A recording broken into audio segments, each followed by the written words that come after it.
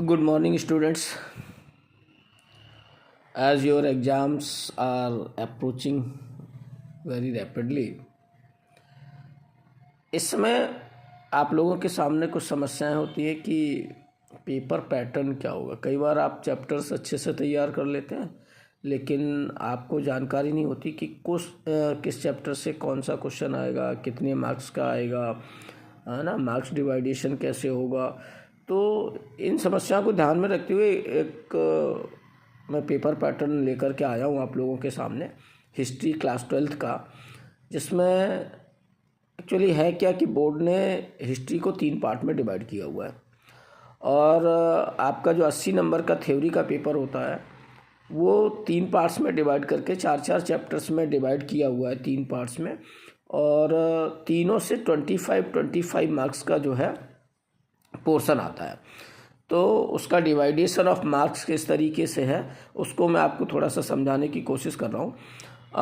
पहले पार्ट में आपका थीम 1, थीम 2, थीम 3 और थीम 4 है, जिसमें पहला चैप्टर है आपका ब्रिक्स, बीड्स एंड बोन्स, जो हड़प्पन सिविलाइजेशन का चैप्टर है। दूसरा चैप्टर है Kings, farmers and towns, early states and economies, 600 BC से लेकर के 600 CE तक का। और तीसरा चैप्टर है किंगशिप, कास्ट एंड क्लास, ये भी 600 BC से लेकर के 600 CE तक है। और चौथा चैप्टर जो है वो है thinkers, beliefs and buildings, cultural development को लेकर के है, 600 BC से 600 CE तक। ये 4 चैप्टर आपके फर्स्ट पार्ट के चैप्टर हैं और इन चारों चैप्टर से मिला करके 25 मार्क्स का पोर्शन आपके बोर्ड एग्जाम में आना है। अब वो 25 मार्क्स का डिवाइडेशन किस तरीके से होगा, तो आप यहाँ देख लीजिए कि इसमें से MCQ आएंगे 7, शॉर्ट आंसर क्वेश्चंस जो हैं वो 2 आएंगे, लॉन्ग आंसर टाइप का क्वेश्चन 1 आएगा, और जो केस स्टडी है आपकी वो जो है 1 आएगी। और इनका मार्क्स डिवाइडेशन जो है MCQ आपका 1 मार्क्स का आता है, तो 7 MCQ आएंगे, तो 7 मार्क्स इसके हो जाएंगे। शॉर्ट आंसर टाइप क्वेश्चन जो हिस्ट्री में आएगा वो 3 मार्क्स का आएगा, 2 क्वेश्चंस होंगे, तो 6 मार्क्स इसके हो गए। लॉन्ग आंसर टाइप क्वेश्चन 1 आएगा, 8 मार्क्स का होगा, तो इस तरीके से 8 मार्क्स आपके इसके हो जाएंगे। और केस बेस्ड या केस स्टडी का 1 क्वेश्चन आएगा 4 मार्क्स का। इस तरीके से पार्ट फर्स्ट के जो 4 चैप्टर्स हैं इनसे 11 क्वेश्चन आएंगे, 7 MCQ, 2 short answer type question, 1 long answer type question, 1 case study. इस तरीके से 11 क्वेश्चंस आएंगे और इनके मार्क्स हो जाएंगे 7 MCQ 7 marks, 2 short answer type question 6 marks, 1 long answer type question 8 marks, 1 case study 4 marks. Total 25 marks का जो आपका पोर्शन आएगा। अब इसमें ध्यान ये रखना है आपको कि 4 चैप्टर्स हैं, 7 MCQ आएंगे, तो आप समझ लीजिए कि 3 जो चैप्टर्स हैं उनसे 2-2 MCQ आएंगे और 1 चैप्टर से 1 MCQ आएगा। 2 शॉर्ट आंसर टाइप क्वेश्चंस, यानी कि 4 चैप्टर्स में से 2 आपके 3-3 मार्क्स के क्वेश्चन आएंगे, और इन 4 चैप्टर में से 1 लॉन्ग आंसर क्वेश्चन आएगा। लॉन्ग आंसर में चॉइस होती है, तो ये समझ लीजिए कि इन 4 चैप्टर्स में से किन्हीं 2 चैप्टर में से 8-8 नंबर का एक क्वेश्चन आएगा, क्योंकि और में आता है चॉइस रहती है, इंटरनल चॉइस रहती है। तो आप समझ लीजिए कि किसी 2 चैप्टर में से तो 8 मार्क का एक क्वेश्चन आना ही आना है और आपको 1 करना है। केस स्टडी इन्हीं 4 चैप्टर में से 1 आएगी 4 नंबर की। तो इस तरीके से ये आपका जो फर्स्ट पार्ट है वो 25 मार्क्स का है। इसी तरीके से जो सेकेंड पार्ट है आपका, ये भी 25 मार्क्स का है। अब सेकेंड पार्ट्स में क्या है कि आपके इसमें भी 4 चैप्टर हैं। पहला है through the eyes of traveller, 10 to 17th century 3 travellers जो आए थे, है ना, एक बतूता, फ्रैंकिस ब्रैकन, और तीनों ही जो आए थे 10 से 17th सेंचुरी के बीच में, उनके बारे में पूछा गया। दूसरा है भक्ति सूफी ट्रेडिशन, 8 से 18th सेंचुरी के अलग अलग जो भक्ति ट्रेडिशंस हुई हैं इंडिया के अलग अलग पार्ट्स में, अलवर, नयनार्स और ये सब, तो इसका एक चैप्टर है। तीसरा है इम्पीरियल कैपिटल विजयनगर, 14 से 16 सेंचुरी में विजयनगर में जो भी डेवलपमेंट हुए, जिस तरीके से विजयनगर एम्पायर बसा, उसका डेवलपमेंट हुआ, उसको लेकर के चैप्टर है। और चौथा जो चैप्टर है वो है पीजेंट्स, जमींदार एंड स्टेट्स, एग्रेरियन सोसाइटी, जो कृषक समाज था भारत का उस ज़माने में मुग़ल एम्पायर के दौरान 16 से 17 सेंचुरी में, उससे आएगा। तो इन 4 चैप्टर से आपका सेकंड पार्ट होगा। इससे भी 25 मार्क्स का टोटल मार्किंग होनी है। और पैटर्न वही है जैसा फर्स्ट पार्ट का है। MCQ 7 आएंगे, शॉर्ट आंसर टाइप क्वेश्चंस 2 आएंगे, लॉन्ग आंसर टाइप क्वेश्चन 1 आएगा और केस बेस्ड या केस स्टडी 1 आएगी। MCQ 7 यानी कि 7 मार्क्स के हो जाएंगे आपके। शॉर्ट आंसर टाइप क्वेश्चंस 2 आएंगे 3-3 नंबर के, यानी कि 6 मार्क्स के हो जाएंगे। लॉन्ग आंसर टाइप क्वेश्चन 1 आएगा 8 मार्क्स का और केस स्टडी 1 आएगी 4 मार्क्स की। इस तरीके से 11 क्वेश्चंस होंगे total, 7 MCQ, 2 short answer type, 1 long answer type, 1 case study, total questions 11। Total marks वही 25 होंगे। 7 MCQ यानी कि आप समझ सकते हैं कि 4 में से 3 चैप्टर से 2-2 MCQ आएंगे, किसी एक से 1 MCQ आएगा। शॉर्ट आंसर टाइप क्वेश्चन 2 आएंगे 3-3 मार्क्स के इन 4 चैप्टर में से, और लॉन्ग आंसर टाइप क्वेश्चन 1 आएगा 8 मार्क्स का और केस स्टडी 1 आएगी 4 मार्क्स की। इस तरीके से इस पार्ट से भी यानी कि सेकंड पार्ट से भी आपके जो है वो 4 चैप्टर में से 25 मार्क्स का पोर्शन आना है। इस तरीके से ये आपका सेकंड पार्ट हो जाएगा। इसके बाद आपका एक और थर्ड पार्ट आएगा। थर्ड पार्ट में आप देख लीजिए, इसमें भी 4 चैप्टर होंगे। थीम या टाइटल इसके देख लीजिए। एक है कॉलोनियलिज्म एंड कंट्री साइड, है ना, एक्सप्लोरिंग ऑफिशियल आर्चिव, मतलब मुग़ल एम्पायर का जो रिकॉर्ड मिलता है, ऑफिशियल रिकॉर्ड जो ऑर्डर्स मिलते हैं उसके बारे में। और दूसरा जो चैप्टर है रिबल्स एंड राज, 1857 रिवोल्ट के बारे में।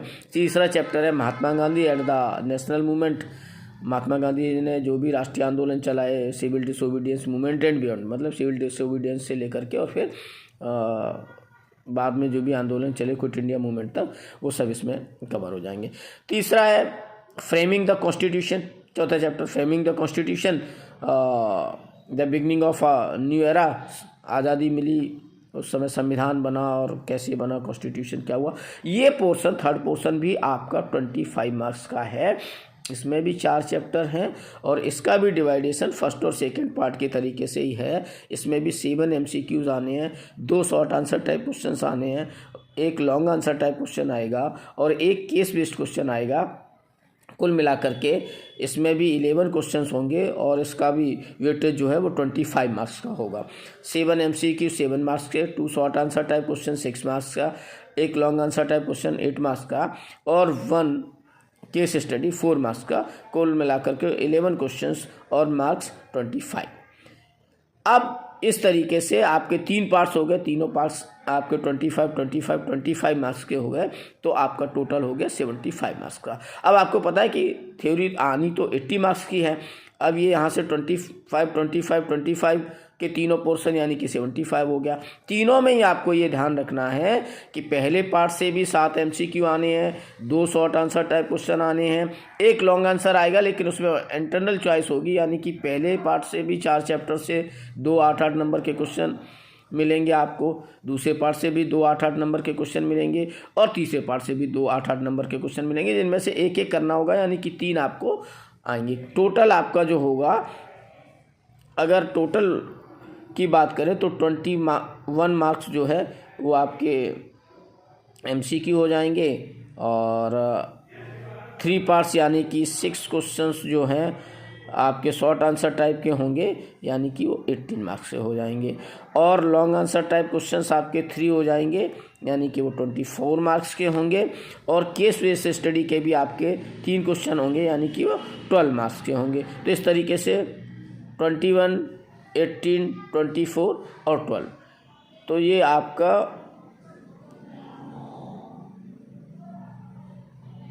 75 मार्क्स का जो है ये आपका टोटल पोर्शन हो गया, यानी कि तीनों पोर्शन से मिला करके 75 मार्क्स। 20 मार्क्स का आपका प्रैक्टिकल है, आपको पता ही है। अब बचे आपके 5 मार्क्स। वो 5 मार्क्स आपको कहाँ से मिलेंगे? वो 5 मार्क्स का आपका एक मैप क्वेश्चन जो होगा उससे 5 मार्क्स के क्वेश्चंस आएंगे। अब मैप क्वेश्चन में भी बड़ा कन्फ्यूजन रहता है कि पता नहीं कौन सा आएगा मैप, कहाँ से आएगा, है ना।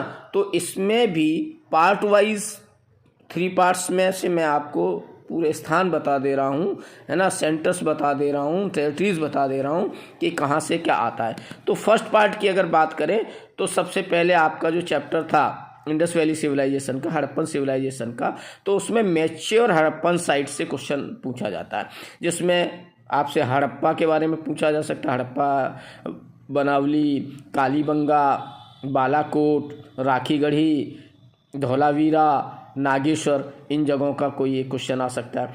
इसके बाद दूसरे चैप्टर से फर्स्ट पार्ट में जो 4 चैप्टर है उसमें दूसरा चैप्टर जो है महाजनपद का जो चैप्टर है, महाजनपद एंड सिटीज, उससे आपको महाजनपद के बारे में पूछा जा सकता है। वो महाजनपद वाजी हो सकता है, मगध हो सकता है, कौशल हो सकता है, कुरु हो सकता है, पांचाल हो सकता है, गांधार हो सकता है, अवंती हो सकता है, राजगीर हो सकता है, उज्जैन हो सकता है, तक्षशिला हो सकता है, वाराणसी हो सकता है। इन जगहों में से कोई एक जगह आपसे पूछी जा सकती है। तीसरा जो पार्ट होगा वो अशोकन इंस्क्रिप्शंस के बारे में होगा, तो उसमें से आप पिलर और इंस्क्रिप्शंस का एक क्वेश्चन आएगा, जैसे सांची के बारे में पूछा जा सकता है, टोपरा के बारे में, मेरठ के बारे में, कौशाम्बी, है ना, किंगडम ऑफ चोला, चेराज और पांड्या। ये चोला, चेरा और पांड्या 3 जो किंगडम्स थे, इनमें से कोई की जगह के बारे में पूछा जा सकता है।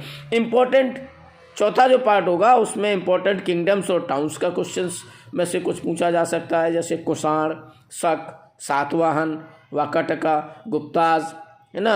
और सिटी और टाउन्स की अगर बात करें इस 4 चैप्टर में से, तो मथुरा के बारे में आ जाता है क्वेश्चन। मथुरा को आपको लोकेट करना है, कन्नौज को, पोहार को, ब्रह्मकचा, श्रावस्ती, राजगीर, वैशाली, वाराणसी, विदिशा, इनसे पूछा जा सकता है ना। इसके अलावा मेजर बुद्धिस्ट साइट्स भी इसी चैप्टर से आ जाती हैं, है ना। तो इसमें आपका जो है मेजर बुद्धिस्ट साइट्स में नागार्जुन कोंडा है, सांची है, अमरावती है, लुम्बिनी है, भरहुत है, बोधगया है, सारनाथ है, अजंता है, मतलब महात्मा बुद्ध के जीवन से रिलेटेड जो भी प्लेसेस हैं उनका क्वेश्चन आ जाता है मैप में।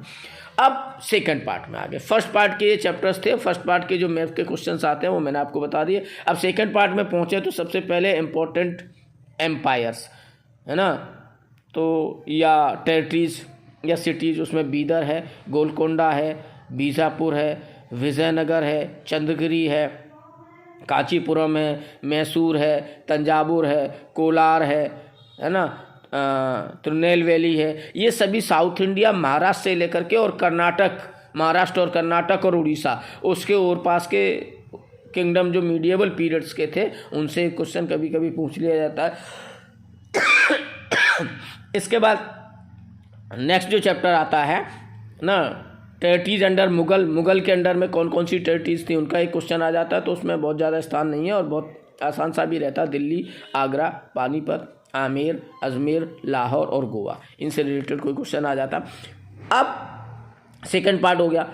पार्ट थर्ड में पहुंच गए। जिस तरीके से 3 पार्ट में चैप्टर्स डिवाइड किए गए हैं, मैप क्वेश्चंस भी उसी तरीके से 3 पार्ट्स में डिवाइडेड हैं। तो सबसे पहला जो क्वेश्चन आएगा थर्ड पार्ट में जो है वो under territories under British control, British के कंट्रोल में कौन कौन से थे और 1857 में कौन कौन सी टेरिटरीज ब्रिटिश के कंट्रोल में थी, उनसे रिलेटेड क्वेश्चन पूछा जाता है। तो पंजाब के बारे में पूछ लिया जाएगा, सिंध के बारे में पूछ लेते हैं, बॉम्बे के बारे में पूछ लेते हैं, मद्रास के बारे में, बरार के बारे में, बंगाल के बारे में, बिहार के बारे में, उड़ीसा, सूरत, पटना, कैलकाटा, है ना, और इलाहाबाद।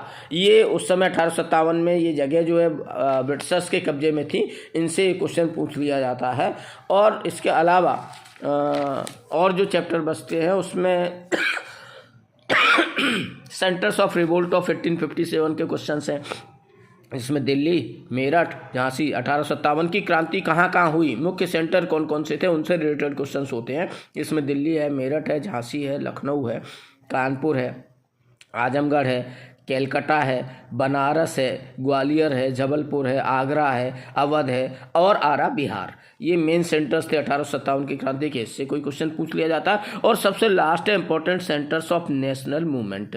राष्ट्र में गांधी जी वाले जो चैप्टर है उसमें कहाँ कहाँ राष्ट्रीय आंदोलन चले, उनसे रिलेटेड एक क्वेश्चन आता है। तो उसमें आपसे चंपारण पूछा जा सकता है, खेड़ा पूछा जा सकता है, खेड़ा सत्याग्रह हुआ था, चंपारण मूवमेंट हुआ था, है ना। अहमदाबाद मिल वर्कर्स मूवमेंट से क्वेश्चन आ जाता है, बनारस का क्वेश्चन आ जाता है, अमृतसर का क्वेश्चन आ जाता है। बनारस जो BHU का इनॉग्रेशन में गांधी जी गए थे तो वहाँ पर उन्होंने एक जो शुरुआत की थी आंदोलनों के, सबसे पहले गांधी जी का प्रेजेंटेशन यहीं से हुआ था, इसलिए गांधी जी को की वजह से बनारस को पूछ लिया जाता है। अमृतसर आपको पता ही है, जलियांवाला बाग इंसिडेंट हुआ था, चौरी चौरा, है ना, लाहौर, बारदोली, दांडी, बॉम्बे, कराची, ये सब जो सेंटर्स थे जहाँ पर समय समय पर आंदोलन चलते रहे, तो इन सब जगहों के बारे में पूछ लिया जाता है। तो कुल मिलाकर के आपका जो टोटल क्वेश्चन हुए वो 21 MCQ जो 21 आएंगे, 21 मार्क्स के। इसके बाद शॉर्ट आंसर टाइप क्वेश्चंस जो है वो 18 मार्क्स के आएंगे 6 क्वेश्चन, और लॉन्ग आंसर टाइप क्वेश्चन जो है वो 24 मार्क्स के आएंगे 3, और केस बेस्ड जो क्वेश्चंस हो गए वो आपके 3 आएंगे 12 मार्क्स के। इस तरीके से 12 मार्क्स इसके हो गए। और इसके बाद आपका जो है मैप का क्वेश्चन आएगा 5 मार्क्स का, वो सारे प्लेसेस मैंने आपको बता दिए। इस तरीके से आपका जो टोटल हो गया वो हो गया 80 मार्क्स का। ठीक है, 3 पार्ट्स में आपके चैप्टर डिवाइडेड हैं। पहले पार्ट में 4 चैप्टर्स, सेकेंड पार्ट में 4 चैप्टर्स, थर्ड पार्ट में 4 चैप्टर्स, और तीनों से ही 25 मार्क्स का आएगा। 7 MCQ तीनों पार्ट से आएंगे, 2 शॉर्ट आंसर टाइप क्वेश्चन तीनों से आएंगे, 1 लॉन्ग आंसर टाइप 8 मार्क्स का क्वेश्चन तीनों से आएगा, और 1 क्वेश्चन 4 मार्क्स का केस स्टडी का तीनों पार्ट से आएगा। इस तरीके से तीनों पार्ट से 4 चैप्टर से 25 इक्वल टू 75 75 नंबर का आएगा। 5 नंबर का आपका मैप, सारे प्लेसेस मैंने आपको बता दिए। इस तरीके से आपका जो पेपर होगा वो 80 मार्क्स का होगा, और इन सब को समझ करके आप आसानी से अपने पेपर की तैयारी कर सकते हैं। आपको एक आइडिया हो गया कि कहाँ से कौन से कितने क्वेश्चंस आएंगे और मैप कहाँ से आएगा। इस तरीके से आप अपनी तैयारी थोड़ा आसान तरीके से कर सकते हैं। धन्यवाद।